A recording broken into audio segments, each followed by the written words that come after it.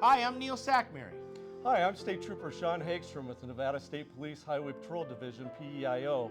Please stay tuned for the next episode of Trooper Talk. And together, we can make a difference. Here we are live at the 360 Vegas studios with this edition of Trooper Talk. We have Officer McClarty here. We have someone who's been here before. Please introduce yourself. Hello, my name is Seiko Pauline. I'm currently a dispatcher for Nevada State Police. Thank you so much for coming. And just so you know that this is episode 149. Next week we will start to be filming. We have to do it in 2 weeks. The episode 150. Big milestone. So, big milestone. I appreciate both of you being here. Officer McClarty, you have been now doing the Trooper Talk for a little bit. And so you come here, you donate your time to come here and talk, and it's very important. And you have many different obligations when it comes to the Nevada State Police. One of them is your role in parole and probation.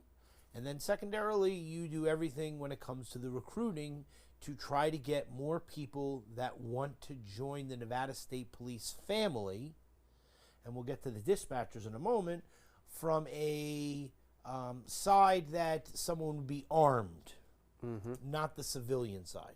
So talk to us a little bit about parole and probation, and then secondarily talk to us a little bit about the recruiting. Well, the parole and probation portion, we're officers that supervise people that are either on probation or parole.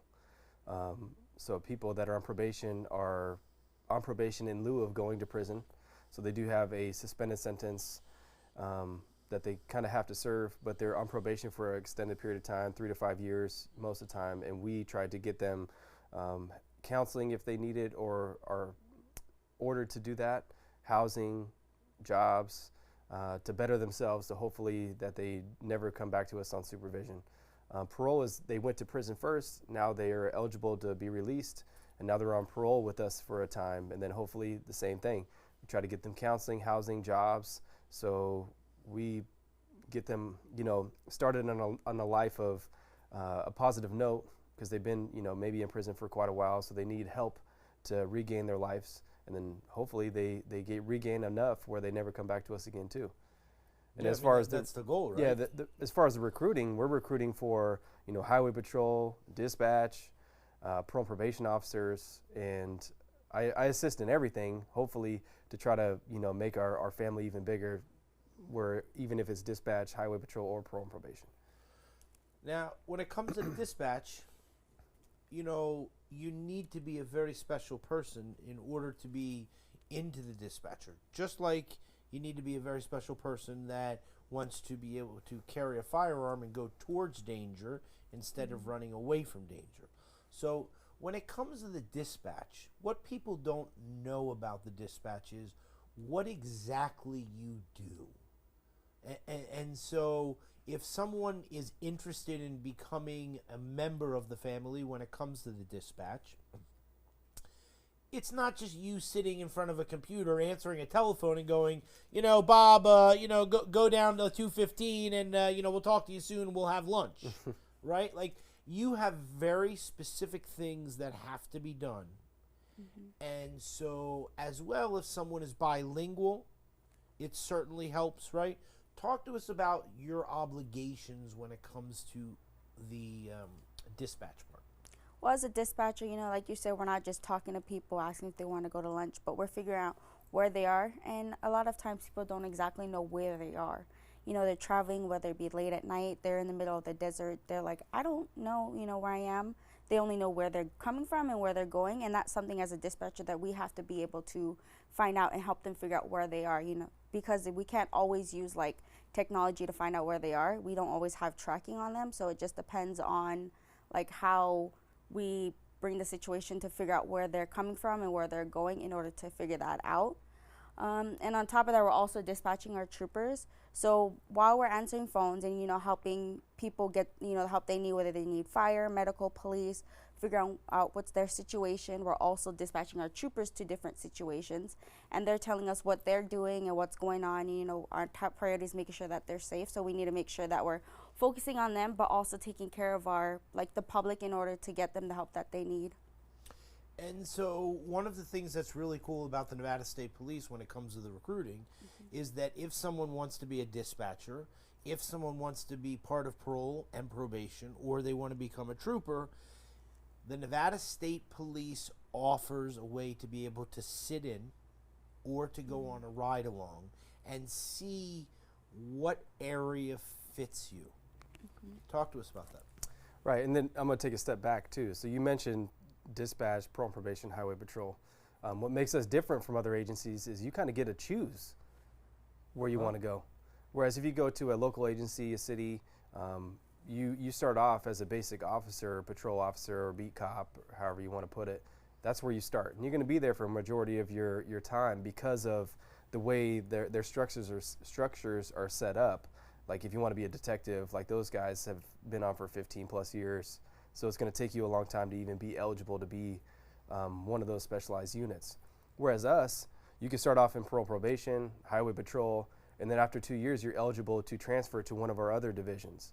Because we still have Capitol Police we don't talk about very often, Nevada Department of Investigations, Dignitary Protection.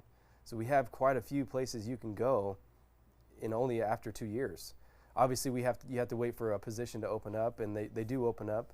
Nevada Department of Investigation doesn't open up as often, but it can happen. And within the 5 years I've been there, I've had, there was 2 officers that from parole and probation that went to NDI for a time, and now they're still there. So it does happen, and having that choice kind of extends your career, gives you an opportunity to do different things, because a lot of times you get stagnant in a job. You don't want to do something for more than 5 years. Luckily, I've been here for 5, and I haven't, I haven't had that itch or, that downward dip where you feel like you need to do something else, because I like what I do. And I guess I went to recruiting, but that's just something that I know I wanted to do. So yeah, but you bring up a good point, and the point is that one of the things that Nevada State Police does is that if someone wants to start off at a younger age, even we figured it out. Remember, so if somebody wants to start off at 18, they can start off at 18 when it comes to the dispatching, right, and then roll into parole, into the highway patrol or anything like that when they're 21. Yep. And so what I'd like to know is, what did you do? We talked about it before, but you are very calm. And so you need to be very calm to be a dispatcher. So what did you do before that led you up to this? Before this, I was actually selling timeshare, and it was something that, I liked doing it, but I didn't feel like it was fulfilling enough for me as a person, and I kind of wanted to do something where I could help people, And then I had a situation, like I said previously on another episode, that I had a situation where I was on the other side of the line where I was calling, into dispatch. And I just remember how calm they were and how they helped me during, that tough situation. And that's kind of what led me to, I want to be able to see if this is something I can do. I wanted to see if I could be that person that's calm for other people when they're in a situation that is out of control for themselves. And I think just having a situation where I needed assistance and I needed somebody who was calm and was able to, help me gather my thoughts that way that I could figure out, the help that I needed. I think that's what led me to becoming a dispatcher, because I kind of knew that in the moment I didn't want to be like a sworn officer, but I wanted to do like something to help people, but I also wanted to be, in that area of field. Right, no, 100%. Yeah. And that's something that's really wonderful, because someone can become a dispatcher, and then if they so choose after time, they now become friends and all that type of stuff with all the troopers, because they have to speak to them on a very frequent basis.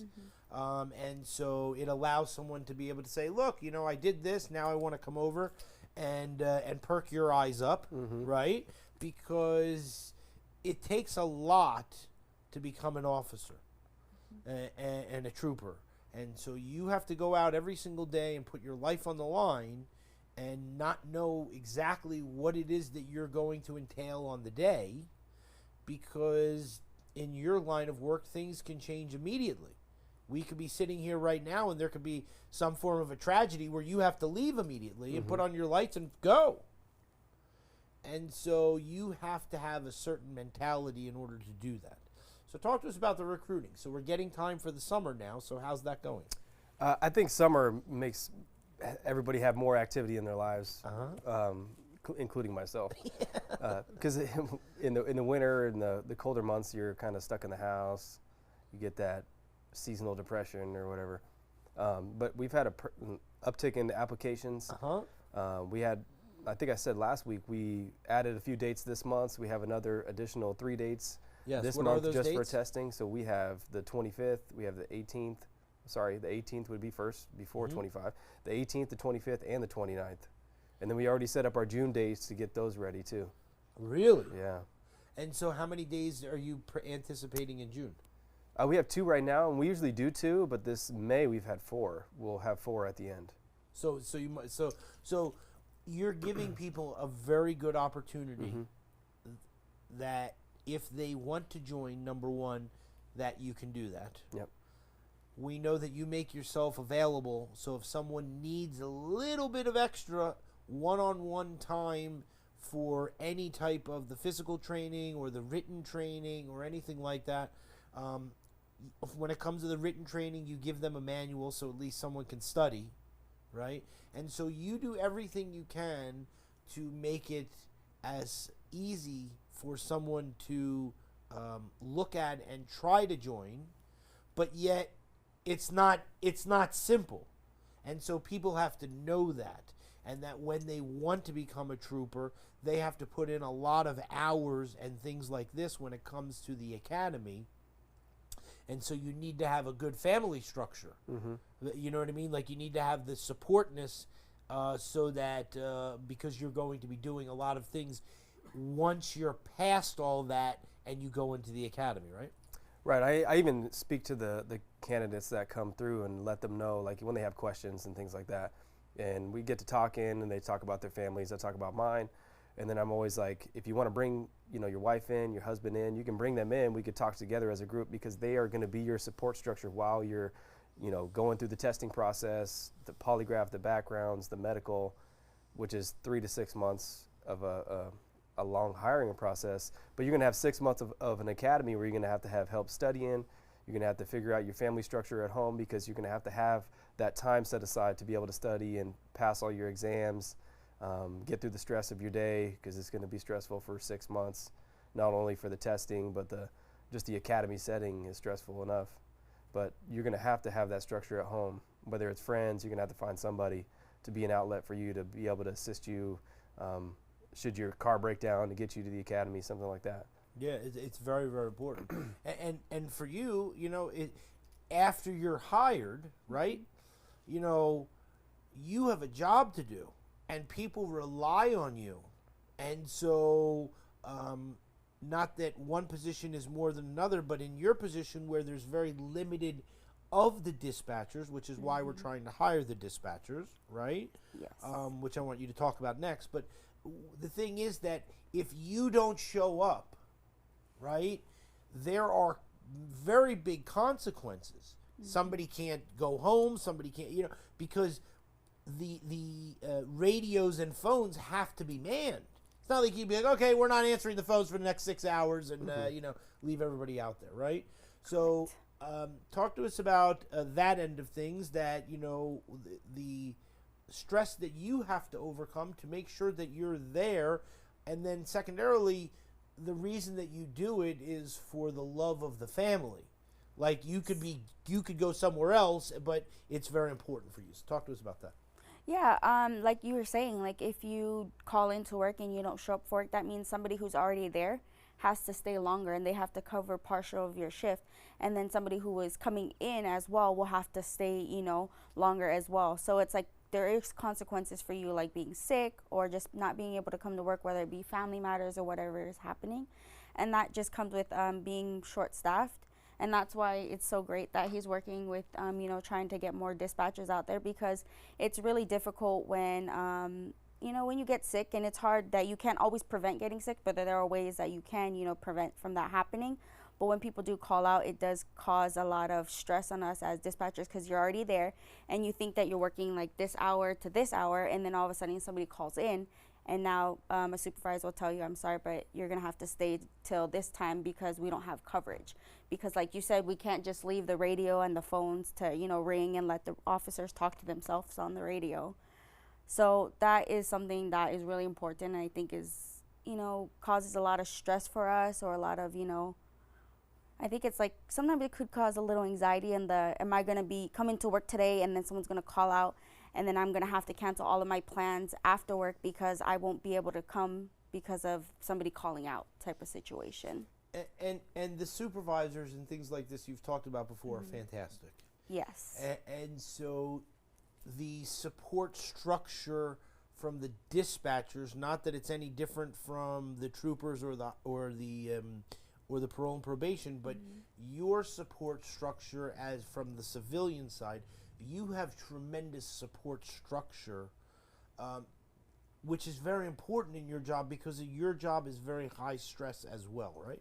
That is correct. Yeah, our supervisors are amazing. They're always there for us to talk. You know, we have monthly meetings with our supervisors to go over, like, you know, anything that's new, anything that's happening in our lives, anything that we need to talk to them about that might affect, you know, our work or anything like that. And what's great is that, like, we're kind of a smaller organization. I feel like in a way we're really like a family. So it's like even our troopers are so great. They'll come in, they'll check on us, they'll bring us, you know, stuff just to make sure that we're doing great, you know, we're doing okay. And they're so grateful and they're so thankful of like everything that we do for them, especially when there's like a day where there's a lot of accidents or it's raining, because we all know what happens when it rains, you know. Yeah, of course. And everybody reaches out to each other and we just make sure that we're all okay together. So it's a great support system that I feel like we have just within our center, not even like going back to our families and things like that. Yeah, I thought it was tremendous. Johnny and I got to go up to the war room, and we got to look down, you know, from the glass there, and you know, it was cool because you saw like the fast on the left hand side, you know, the highway, and then on the right hand side, you know, you saw the dispatchers, and it was crazy. You know what I mean? Like, you have 9 monitors here. The guy, you know, he had a phone right here. He's on the walkie-talkie. You know, the phone's down. I mean, it was. But you number one, you have to have passion for that, right? And then secondarily, you have to have passion for the job, which is something that we love the dispatchers, and they are the lifeblood of what everyone needs when it comes to the Nevada State Police, which is one of the biggest reasons why we're looking for more dispatchers, and that if someone wants to come and hang out with you, right, that they have the opportunity to do that, or with parole and probation, or with the troopers. Right. And I want to touch on the teamwork thing. So she mentioned that it's hard to call out, but they can. And it's because of the teamwork that they have. So they have a way to be able to support each other. And that's a great thing that we have here at, you know, Nevada State Police, is the support structure. Even at parole and probation, we have caseloads, so we're assigned people that we supervise. Within your unit, you have other officers there too, and even a sergeant, lieutenant on the way up. But if you're out for extended period of time, whether it's vacation, you called out sick for a week or something, you're able to, you know, contact your buddy within your unit and say, hey, can you take a look at my caseload, see if there's anything overdue, see anything that I have to have covered for court or anything like that, and they'll take care of it for you. So you can leave that stress at work and not take it home. And it's the same thing there, is where they're able to say, hey, I'm not going to be able to make it in. You think you got me this time, and I got you next time. Yeah, so, and you need that. Yeah. Like, you know what I mean? Like you said, you know, like sometimes things just unforeseen, you know, come up, but you need that support structure. So it's great that you mentioned that, because you need to have the support structure at home, but yet you need to have that support structure at work. So that, because in your line of work, you can't take this home. You know what I mean? Like, it's just, you probably, you know, you see too much, you hear too much, that, you know what I mean? Like, you want to talk about it, but it's like, so. Let's see what Johnny's got. We have our new remote now. We lost our. You missed it. Right. Yeah. We had our remote, and then it disappeared. I think I had all the tables here for my auction guy, and somehow it. You tricked the couch cushions? I did. Did you make everyone stand up and be like, are you sure you're not sitting on it? I did. It usually sits here until they move the chair. And oh, then, no. All right, so Johnny, I'm glad you got a new one. Right. Thank goodness to Johnny. Right, Johnny? National Law Enforcement Candlelight Vigil. So we know a lot of these people that are here.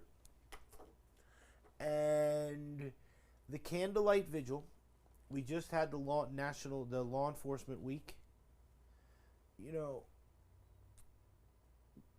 people used to sway away from the whole police and the law enforcement thing and all that, and I'm very happy that people, when it comes to police and things like that, I feel have really turned the tide, and they're not the negative that they were, and they're more the appreciative of the police and things like that. A police officer puts their life on the line, man or woman. When they walk out the door, they put their gun on. I had a friend that used to drive his police car and for Metro, and he used to say that when he would stop at a traffic light, he would have to have his hand on his gun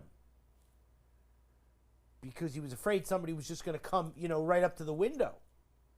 And so there are many things that we don't want to talk about because there's sort of an underlying thing, but it's very important. Officers lose their life every single day because of a variety of reasons. And some of them are self-inflicted, which we hope that never happens. And then secondarily, things that happen during the work day. And I come back to the fact that I always talk to you about when it comes to the parole and probation, and you go knock, knock, knock on somebody's door, and they go, oh, yeah, come in and sit down in the kitchen or something like this. Who's on the other side of that wall? And so this is something that you have to take into account every time that you do your job. It's not like you're just coming into an office and you say, yeah, sit down, have a seat, here's a Coca-Cola, and we're going to relax. I mean, there are things that you have to do, and it's very important. And we need people like you to be able to do that because it's not for everyone. Right.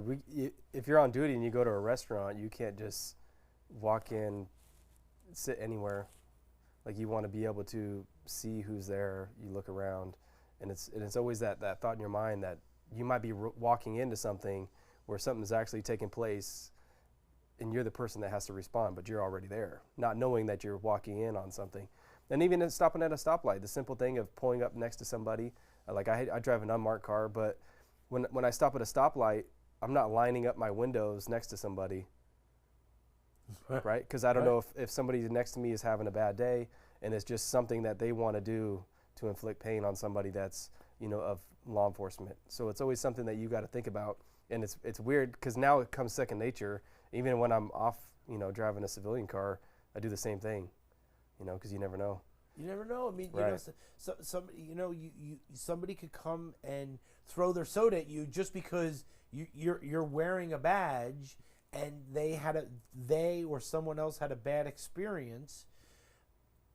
But it's not your fault. Mm-hmm. You know what I mean? Like, they could have had a bad experience because of something they caused.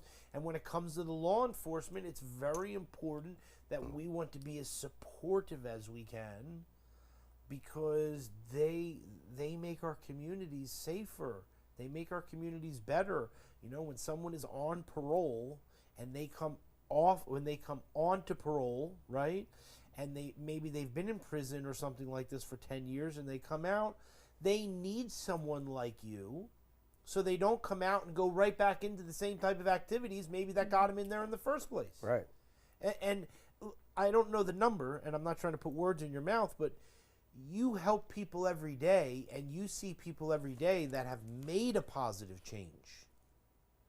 And so, we need to focus on that. Maybe there was a bad choice or something like this that ended a person into a certain scenario, but that once they are done, that at least they need someone like you. Right, at least, because you never know somebody's life prior to them getting in trouble. Maybe they had a rough life and it just took them down that path. But you could always be that person that's going to be a positive role model or something, that you're going to give advice, you're going to give your life experiences. I mean, not giving too much personal information about yourself, but at least you could relate in some ways. And then hopefully that sparks something in them, and like, you know what, I could do that. or I can make a change and get like a better job. I can get out of the life that I'm living now and not do that again because it was a bad experience of being in prison, you know, being in a jail for a short period of time. Like, I don't want to be on probation ever again. I need to start listening and taking advice. Because sometimes it's just a communication thing where some people think a certain way, but all it takes is somebody saying something in a certain direction to where it clicks for them, and then they make a change. Yeah, and just because maybe someone has a felony on their record, maybe they can't do everything that they want to do in life, but you can still be a great member of society with you know, something that has been in your past. Right. It might limit your job options, Right. but there's plenty of jobs out there that'll take somebody that has a felony and, you know, wants a career. There's plenty of jobs out there. At least they're trying. You Yeah. know what I mean? When it comes to the dispatch, you know, one of the interesting things is that you get to talk to someone like Officer McClarty when he gets to a certain place and say, you know, okay, you know, I'm here and I'm going to go in, and then without divulging secrets, right? There are things within the dispatch and the Nevada State Police that you have the opportunity to ensure that a person like him, when he goes somewhere and or a trooper pulls someone over and doesn't communicate with you for an extended period of time, you have a way to at least ensure that they're safe. And so as the dispatch, you need to be very mindful, Yes. right, of when a person like Officer McClarty goes, all right, listen, I'm going into, you know, X house, and you need to make sure of that, right? Yes, that's very correct. So when they're, you know, giving us stuff over the radio or just wherever they're telling us the information on what they're doing, we want to make sure that we get the location right. We want to make sure that we know the cross streets or where they're at. We also want to know that, you know, what they're doing, like what's the nature of what they're doing. We also need to be mindful, like you said, of like the last time we spoke with them and what's going on over there, because if you haven't spoke with them in a, you know, vast period of time, you know, you could never know what's going on. So it's very important that we're mindful of like our screens and our monitors and what's going on, and that we call them status checks, and that we status check our units that are on certain like calls, because certain calls you have like different time periods that you need a status officer. It just depends on like the priority and what exactly is taking place, that you give them a certain amount of time. And so it's just really important for us to be mindful of our screens and of our timers, and making sure that we're always keeping in contact with them and just making sure we know what's going on, because I can't see and I can't hear what's going on their side unless they're talking to me and telling me what's going on. Yeah, and we need to do everything we can to ensure their safety. Yes. I mean, again, I like how you proposed that earlier. You know, like, we have to make sure everybody's safe, right? You know what I mean? But, like, we have to make sure that the troopers that are going in, or the parole and probation, right? Or the Capitol Police, let's talk about them, right? Or the dignitaries, which we never really talk about, but, you know, in these type of activities, and I can only imagine when you get to the Capitol Police and the dignitaries, you know what I mean? Like, you know, the communication. And when it comes to the investigations, you know, you have to know what you're investigating. And so you have to go to some places to do some types of investigating. And so it's very important. And so the dispatch plays a vital role. And again, it comes back to that you are not only part of the Nevada State Police family, but you are entitled to pensions, right? You Yes. work for the state, right? Like, all of these things, which are very, very important. And so when we talk about those things, you get those as a dispatcher, just as the parole and probation or the dignitaries or anything like that. And so in the event of any type of tragedy, you know, when we see things like this,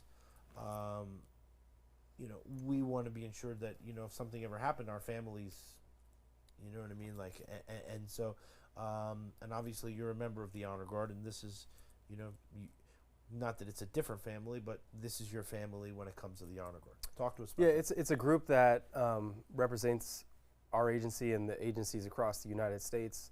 When there's a fallen, you know, trooper, officer, or like just events too. This specific one, this is the Candlelight Vigil. So this is an event in D.C.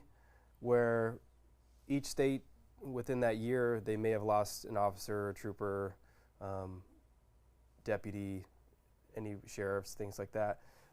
They may have lost somebody. So at the Candlelight Vigil, they go by the states, and then they say all the names that they lost that year. So like with us, we had Trooper Fontaine, Trooper Felix, and then Sergeant Abate that we lost. So our honor guard went there. I think there was 18 members that went this year. Unfortunately, wasn't able to go this year. That went to represent Nevada and Nevada State Police. So when they were saying the names of our fallen comrades, you know, they went to attention. They made a salute while they were saying the names on the intercom. While they're doing all that, they light candles at the very front of the area that they're at, and then everybody lights candles together, and you just see this wave of flames that come back all the way back. And it's being there is way better description, way better time than me speaking about it. It's pretty moving to see how many people are there representing each of their states, and then just seeing the flame come back kind of shows a form of unity in a way that everybody's there for, you know, remembrance and honor. So it's a great experience to behold there. Yeah, and when you're there, you must like the feeling of just all. Yeah, it's like it must be very intense. Yeah, it's hard to even talk about. Like Yeah. you feel it. Yeah, it's definitely a feeling. I can only imagine, you know, because, you know, you see everybody there, and you can feel through the picture of exactly what it is that they're dealing with. Mm-hmm. And so we hope that we never lose another officer in the world. Mm-hmm. We know that that's not going to happen, but you know, we hope that we never get a chance to experience anything like we've experienced when it comes to the losing Right. of our troopers. Yeah, it's been tough. Before. All right, positive. I think we know some of them too. Nevada Donor Network, Silver State Heroes, Campaign and Challenge. We love the Nevada Donor Network. You know, we think that they're fantastic. They do everything they can to, you know, be soft and sweet, just like the dispatcher. You know, when they come here, you can, you know, it's really cool. They talk in the same tone, just like you. And you know that's how you can see somebody's passion. You know what I mean? They're not crazy and this and that. They're like, you know, they want to be able to talk with someone who's now going through something that they never wanted to experience ever a day in their life, and they have to. Mm-hmm. And so, you know, when it comes to the Nevada Donor Network, fantastic organization, and they work very closely with the Nevada State Police. And so, you know, unfortunately, we had Trooper Micah May, who, you know, had to use the services of the Nevada Donor Network. And so, you know, when Joanna May was here, it was very special. And we had Jenna from the Nevada Donor Network. And so, you know, we hope to never want to do this, but we're very thankful that there's an organization out there that is helping us. Right, very thankful that there's an opportunity for somebody that unfortunately isn't going to make it, but able to donate life. Because that's what it is donating life to somebody else. So in a way, like they live on, helping somebody else, just like they helped during their career if it's one of us. Yeah. You know, it's interesting. When I turned 16 and I got my driver's license, you know, they had this little checkbox. You know, back then it just said, you know, do you want to be an organ donor? Right, and it puts a little heart on there. Yeah. Yeah. But I mean, when you filled out the paperwork, you know, like you had to fill out, you know, back then, you know, you had to put it on a piece of paper or whatever, like your name and all this or whatever. And so I just remember there being a check mark, and I checked, yeah, of course I want to be an organ donor. You know what I'm saying? I don't know what the heck it is, but yeah, it sounds great. You know what I mean? If I die, donate my worth. And so I've always been. And I never realized what it was until years ago. You know what I mean? And so it's part of that very difficult conversation that you never want to have, but it's part of that conversation that if you do have, and that is something for you, the Nevada Donor Network is there. And so, and I love seeing the leadership here. You know what I mean? I come back to the leadership of everyone there is really fantastic. And so, how do we do on the campaign, on the challenge? Do we know? I'm unfamiliar with the stats we from had it. to do the thing at the end of the. I know that would be.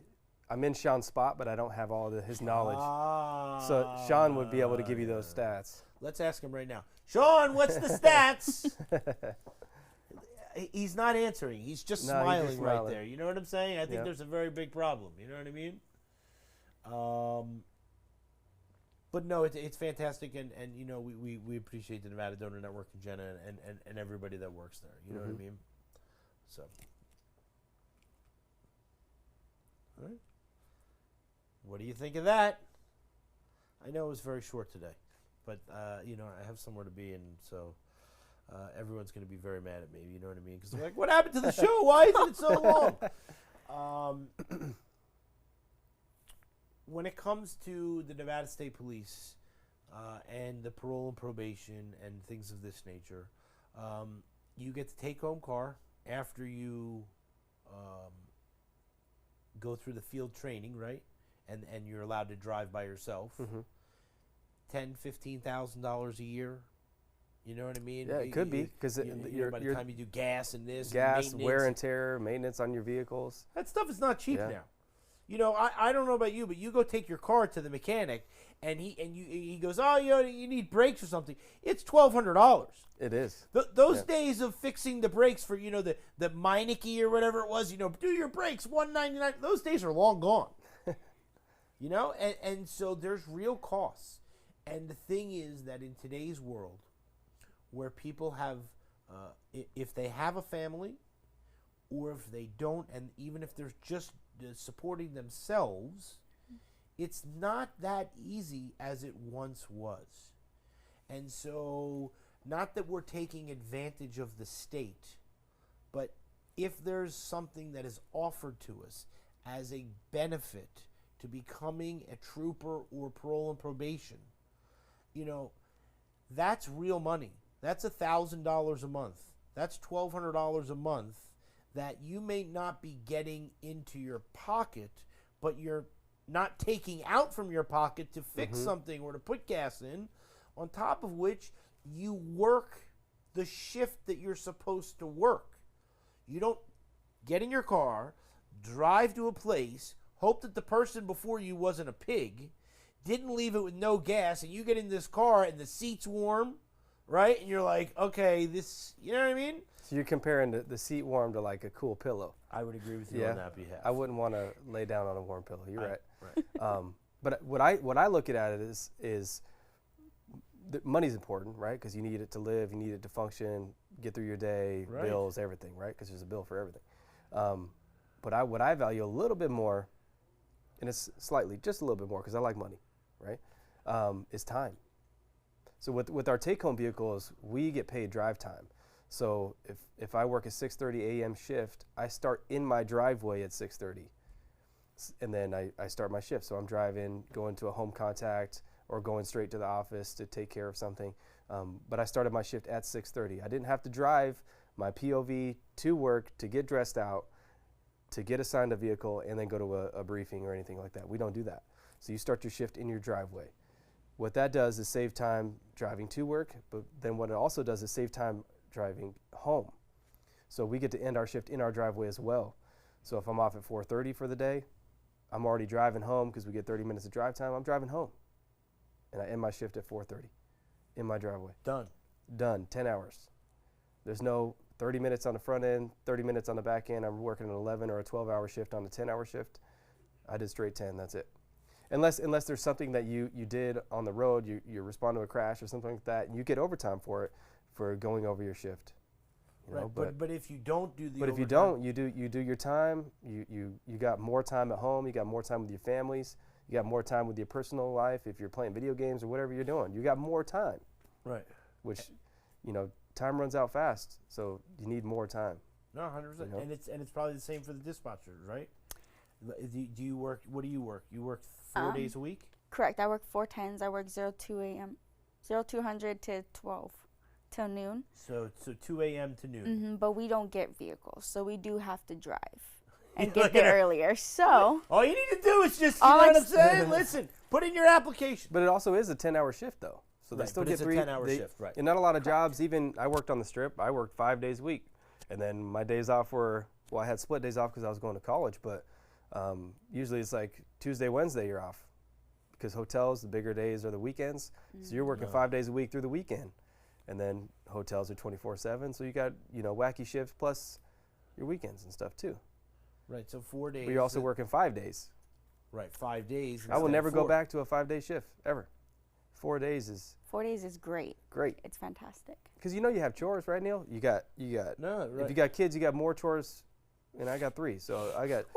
So you got a chores day. You might have an errands day, and then A relaxed for day. me, that third day is a chores day all over again, because the first 2 days, you know, I clean something, but then the kids mess something else up. So now I got to do.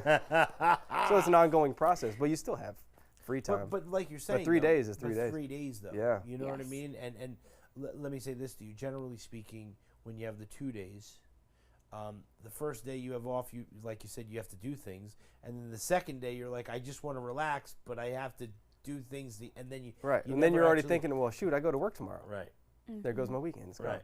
So at least with the 3, you know what I mean? Like you get one time to. So it's very important. You know what I mean? Yes. All right, do me a favor before we end, okay? Just look into this camera right here and tell everybody why they want to become a dispatcher with Nevada State Police. You want to become a dispatcher with Nevada State Police because it's very fulfilling. You know, you get to help people. Makes you feel good as a person. You get to create lifelong bonds and friendship with people, but you really make a difference. You are able to be, you know, that person for somebody, that calm when they're having a bad day. And not only that, I feel like it helped me learn a lot about myself, and that could do it for other people as well. And on top of that, it could also lead you to different paths that you never thought was possible. Like we were talking about, maybe, you know, I might want to go and fill out an application and You're going to do it. It's just a matter of time. correct. And so there's nothing wrong with that. But here's the cool thing. Not to interrupt you, but here's the cool thing.